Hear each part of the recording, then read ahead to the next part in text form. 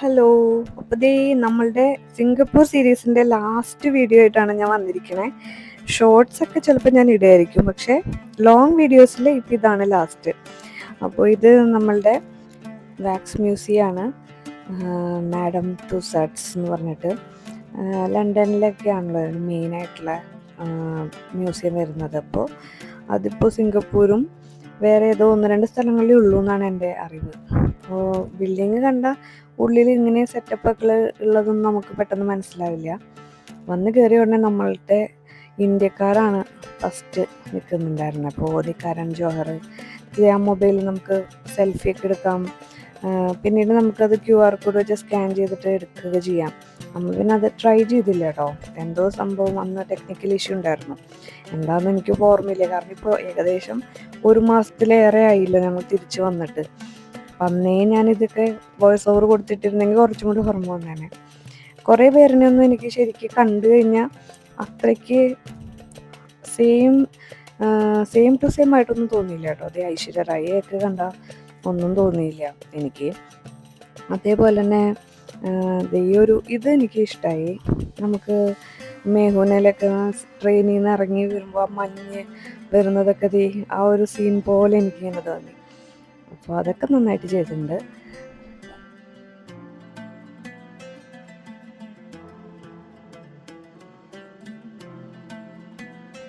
ഇവിടെ ഒരു ഓഡിഷൻ പോലെയൊക്കെ സെറ്റ് ചെയ്തിട്ടുണ്ട്. നമുക്ക് ആക്ടിങ് ഒക്കെ ചെയ്തിട്ട് ആ വീഡിയോ ഒക്കെ എടുത്ത് വെക്കാം. അപ്പോൾ കരൺ ജോഹർ റെസ്പോണ്ട് ചെയ്യണ പോലെ ഉണ്ടാവും. അതൊക്കെ എനിക്ക് ഇഷ്ടമായിട്ടോ. കുട്ടികൾ ട്രൈ ചെയ്യുന്നുണ്ടായിരുന്നു. ഇത് നമ്മുടെ ഇന്ത്യൻ ആക്ടേഴ്സ് അവിടെ ഇവിടെയൊക്കെ ഇങ്ങനെ വന്നു പോകുന്നുണ്ട്. ഇപ്പോൾ വരുൺ ധവാനൊക്കെ ഇവർക്ക് അറിയാം. ഇവർ ആ ഒരു സിനിമകൾ കണ്ടിട്ടുള്ളതുകൊണ്ട്, ഹിന്ദി പടങ്ങൾ നന്നായിട്ട് കാണുന്നതുകൊണ്ട് ഇവർക്കറിയാം. പിന്നെ ഡയറക്ടറിൻ്റെ സീറ്റും ഒരു സെറ്റപ്പൊക്കെ നന്നായിട്ടുണ്ട്. മാധുരി ദീക്ഷിതിനെ എനിക്ക് അടുത്ത് പോയപ്പോഴാണ് ഇത് മാധുരി ദീക്ഷിതാണെന്ന് മനസ്സിലായത്. കാരണം വല്ലാതെ എന്തോ ഒരു കോലത്തിലാണ് ചെയ്ത് വെച്ചേക്കണേ. പിന്നീട് ഞാൻ നോക്കിയപ്പോൾ ഓൾമോസ്റ്റ് എല്ലാം കഴിഞ്ഞ പോലെ തോന്നി. പിന്നെ എല്ലാം സിംഗപ്പൂരിൻ്റെ ചരിത്രമായിരുന്നു. അവർ കടന്നുപോയ വഴികളിൽ കൂടിയുള്ള ആ ഒരു ഹിസ്റ്ററി അവിടെ തന്നെ ചിത്രീകരിച്ച് വെച്ച പോലെ തോന്നി. എല്ലാം എഴുതിയും വെച്ചിട്ടുണ്ടായിരുന്നു, എന്തൊക്കെയാണ് ആരൊക്കെയാണെന്നുള്ളത്. നമുക്ക് അറിയില്ല കേട്ടോ ഇവരൊക്കെ ആരാന്നുള്ളത്.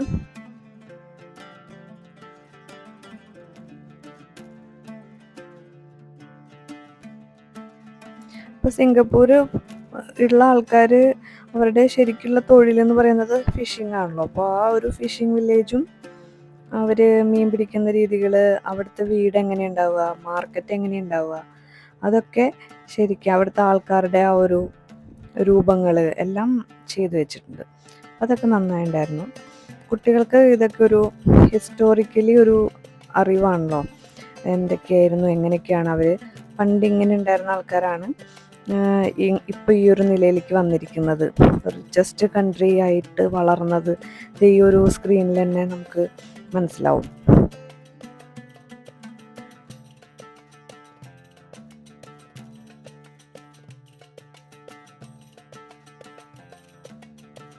അപ്പോൾ ഇതിൻ്റെ ഉള്ളിൽ ഇൻറ്റേർണലി ഒരു കനാലൊക്കെ ഉണ്ടായിരുന്നോ, വെള്ളം. നമ്മൾ ഒരിക്കലും എക്സ്പെക്റ്റ് ചെയ്തില്ല.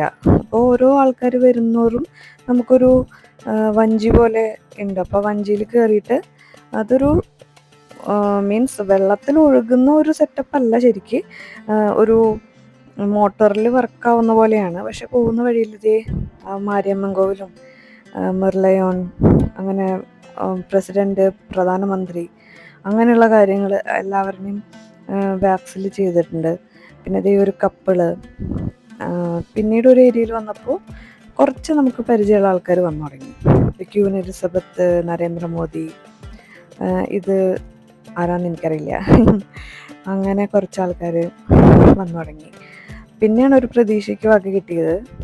പിന്നീട് ഞാൻ ആദ്യം വിചാരിച്ചത് അയ്യോ കഴിഞ്ഞോ, ഇത്രയേ ഉള്ളൂ എന്ന് വിചാരിച്ചു. കാരണം ഞങ്ങൾക്ക് ഇതുപോലൊരു അബദ്ധം പണ്ട് പറ്റിയിട്ടുള്ളത് മുംബൈയിൽ പോയ സമയത്ത്. അവിടെ ഒരു മോളിൻ്റെ ഉള്ളിൽ ഒരു വാക്സ് മ്യൂസിയം ഉണ്ടായിരുന്നു. നമുക്ക് ഓൾറെഡി കേട്ടിട്ടുണ്ട് ഈ ഒരു വാക്സ് മ്യൂസിയത്തിനെ കുറിച്ചും, പേപ്പറിലൊക്കെ വരാറുണ്ടല്ലോ. അപ്പം അങ്ങനെ അറിവുള്ളതുകൊണ്ട് നമ്മൾ ചാടിക്കയറി. നല്ല പൈസയായിരുന്നു. മോളിൻ്റെ ഉള്ളിൽ കയറി നോക്കിയപ്പോൾ നമുക്കറിയുന്ന വളരെ കുറച്ച് ആൾക്കാരേ ഉള്ളൂ. മെയിനായിട്ട് ഉദ്ദേശിച്ച ആൾക്കാരൊന്നും അവിടെ ഉണ്ടായിരുന്നില്ല. അങ്ങനെ ആവും ഇവിടെയെന്ന് ഞാൻ വിചാരിച്ചത്. കാരണം പ്രത്യേകിച്ച് ഇത് ഇന്ത്യ അല്ലല്ലോ, ഇന്ത്യക്കാരനെയാണല്ലോ നമുക്ക് കൂടുതൽ കണ്ടാൽ മനസ്സിലാവുന്നത്.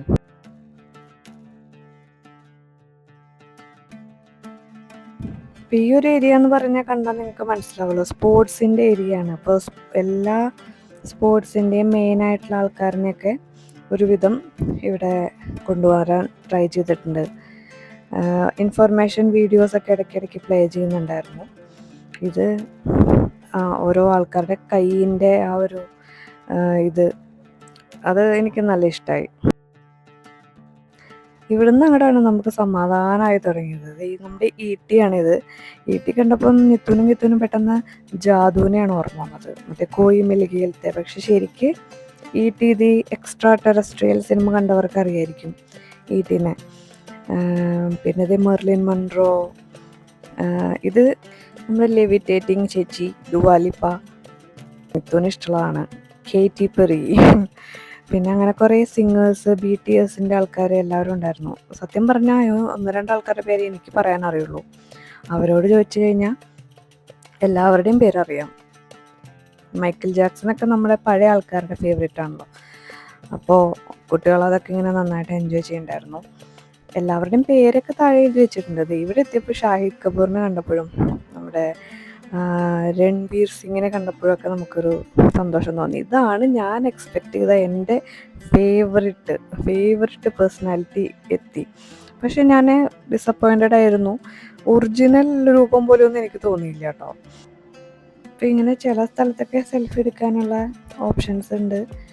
നമുക്ക് ഇവിടെ ഒരു സ്ക്രീൻ ഉണ്ട്. അപ്പോൾ ആ സ്ക്രീനിൽ നമുക്കത് ഫോട്ടോ, ഞാനങ്ങനെ ചെയ്തത്, ഫോട്ടോ എടുത്തു, ഞാൻ വീഡിയോ എടുത്തു വെച്ചു.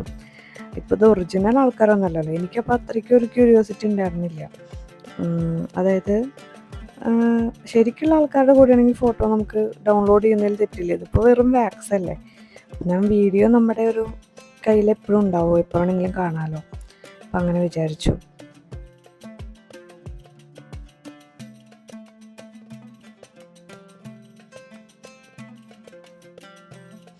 മെയിനായിട്ട് എല്ലാവരുടെയും കൂടെ നിന്ന് ഫോട്ടോ എടുക്കുക.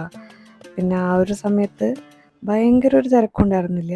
ഞാൻ അന്ന് പല വീഡിയോസിലും പറഞ്ഞ പോലെ മലയാളീസിനെക്കാട്ടി കൂടുതൽ, മലയാളീസ് വളരെ കുറവായിരുന്നു. ഞാൻ ഒരാളിനെയൊക്കെയാണ് ശരിക്ക് ടോട്ടൽ ട്രിപ്പിൽ കണ്ടിട്ടുള്ളൂ, 1-2 ആൾക്കാർ മാക്സിമം. പക്ഷേ മോസ്റ്റ് ഓഫ് ഇന്ത്യൻസ് എന്ന് പറയുന്നത് ഹിന്ദിക്കാരായിരുന്നു. അതായത് മുംബൈ, ഡൽഹി, അങ്ങനെ ഹിന്ദി സംസാരിക്കുന്ന ആൾക്കാരായിരുന്നു. അവർക്ക് ഇത് ഭയങ്കര ഇൻട്രസ്റ്റിംഗ് ആയിരിക്കും. നമ്മൾ ഹിന്ദി പടം കാണുന്നതുകൊണ്ട് നമുക്കിത് ഇൻട്രസ്റ്റിംഗ് ആയിരുന്നു. അപ്പോൾ അവരുടെയൊക്കെ കൂടെ നിന്ന് ഫോട്ടോ എടുക്കുക, ഇതൊക്കെ തന്നെയാണ് നമുക്ക് വാക്സിനേഷത്തിൽ ചെയ്യാനുള്ളത്.